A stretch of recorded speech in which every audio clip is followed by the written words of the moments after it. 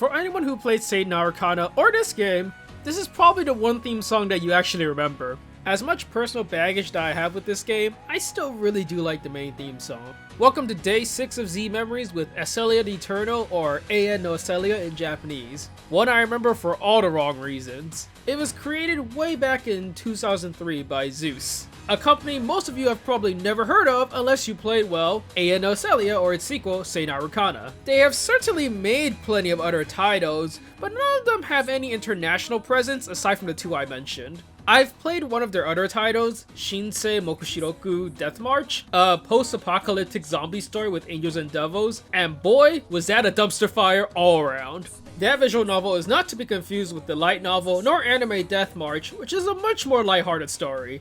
Anyways, if anyone wants to hear about that game, we can talk about it a different time. It is an experience to behold. While AN no Aselia came out in 2003, I didn't really play up until Dakodango's fan translation in 2010. As both AN no Aselia and Satan Arcana are on Steam under JAST, I'll actually talk a bit about both of them. My personal beef with the game aside, AN no Aselia is a pretty solid strategic RPG visual novel thing. Certainly parts of it hasn't aged well. I think the graphics look exceedingly dated, as in they look somewhere between a Super Nintendo game and a PlayStation title. Art style is also pretty but ugly in my opinion. It didn't hit me how bad it looked until I started recording footage for it again. Like, what's going on with this face over here? With all that said, the base gameplay is still pretty solid, the story is decently interesting, and the characters are diverse enough that you'll probably at least like one of the heroines present in the game. Its sequel, Satan Arcana, has better graphics, more polished gameplay, and art that doesn't burn my eyes when I look at it. However, in the character, story, and music department, the first game is a fair bit better in my opinion.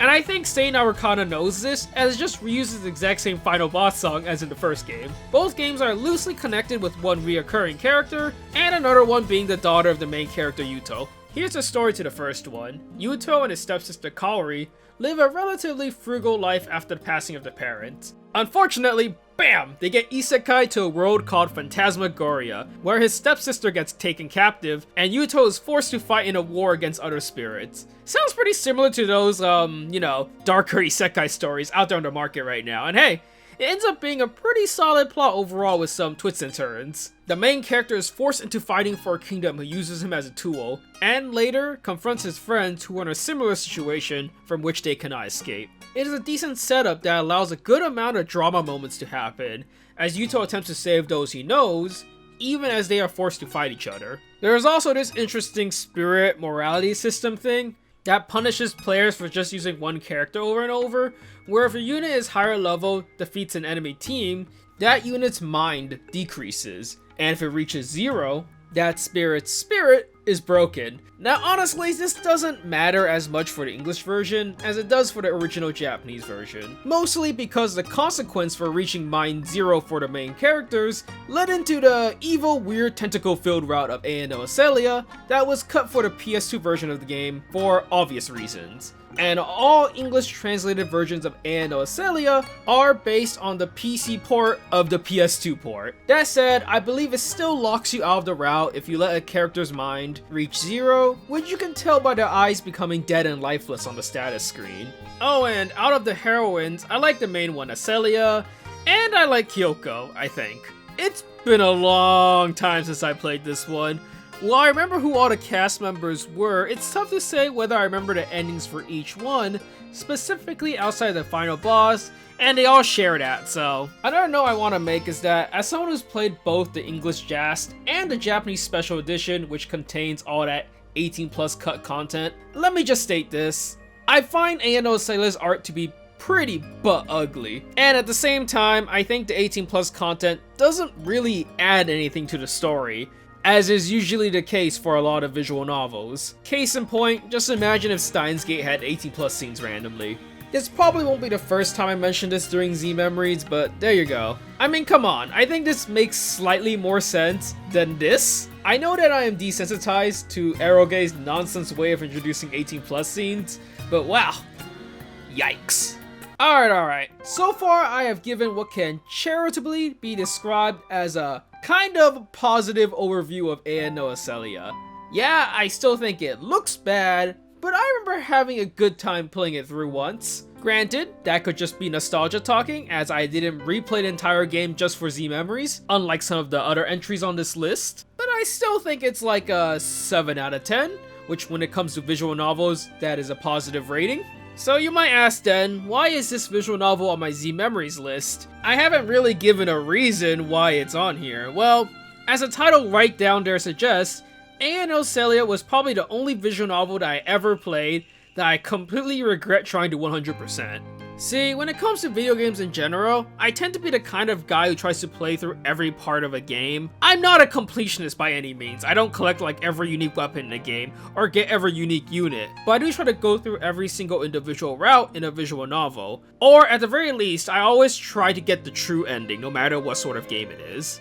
For some games, this is actually an incredibly pleasant experience, where each playthrough is unique and allows you to make decisions that change perhaps what you get to experience, making a second or third playthrough a rewarding and fulfilling time. Ibancho from Alisoft is a great example of this, where while the main story is the same, many characters are locked behind time-limited windows and binary choices you're forced to make, and seeing every character's in-game events felt really rewarding. Then there are non-visual novels like Nier Replicant, where a single playthrough only lets you scratch the surface of the plot, and a second, third, and even fourth are required to complete the entire story, with each being drastically different from the first. As you might be able to tell by me comparing it to other games, this isn't quite the case for A&O Celia and its sequel Sei no Arcana. Both of them have the same problem, shall we say, where essentially around 90% of the game is exactly the same, and the routes only branch off during the last 2 chapters of the game.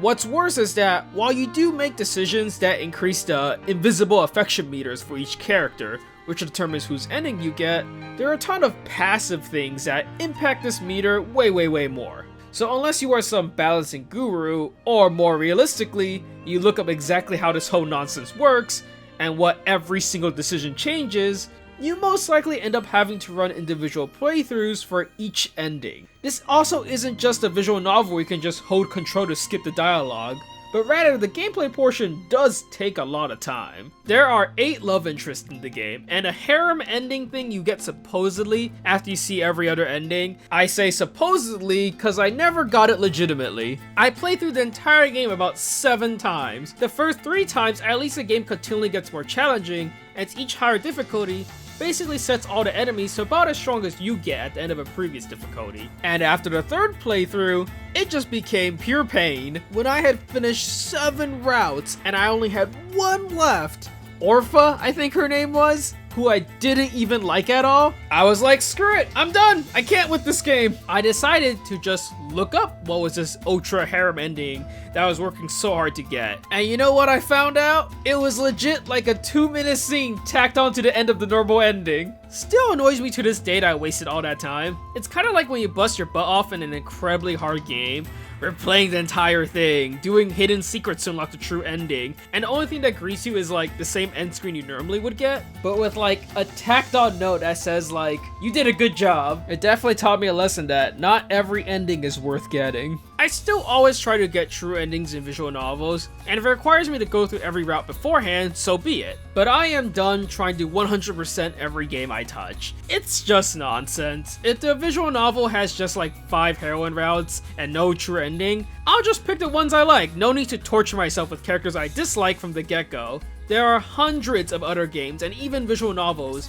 that I could have played in the time I spent brainlessly smashing through spirits in A&O Celia on levels I've played more than 6 times already. Anyways, I'm done ranting. If you want to play A&O Celia, it's on Steam. And honestly, it's not that bad of a visual novel SRPG hybrid thing. Sei no Arcana is there as well if you just can't stand the look of the first one. They definitely don't come highly recommended by me or anything, but they're okay. Anyways, like button is there as always, Twitter, subscribe, notification buttons, all that stuff as well. What else? Teaser, right. Day 7 of Z Memories will be in a surprisingly more recent visual novel compared to the rest of these on this list. A duology I really did enjoy. Thanks for sticking around. As always, the previous Z Memory on Beat Blades Haruka is on top, with the bottom being something else you might find interesting. And with that, I'll see you next time on Day 7.